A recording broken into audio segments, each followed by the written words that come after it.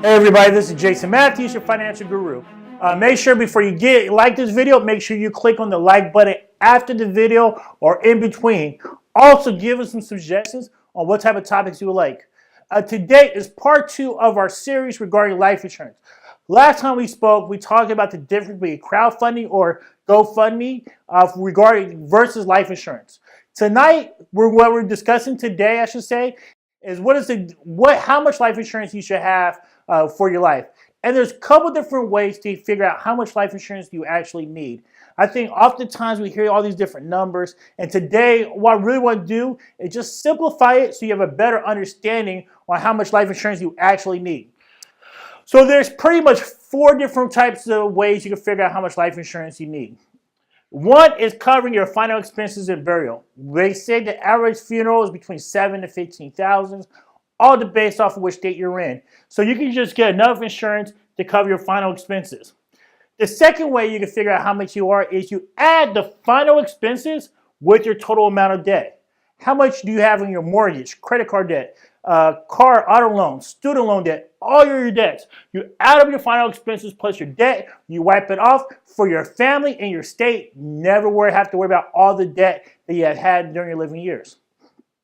But if you're a person who are responsible for other people, for taking care of them, such as your wife or your husband or your spouse and your children, there's another way we figure that out. And what we do is we figure out by getting enough insurance to take care of our family.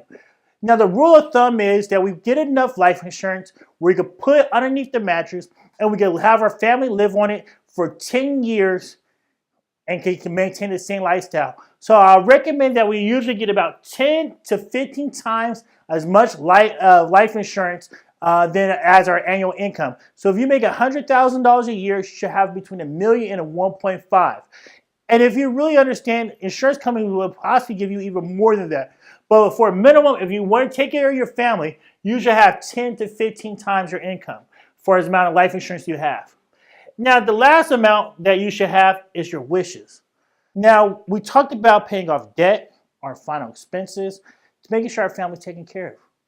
But what do our real wishes for our kids?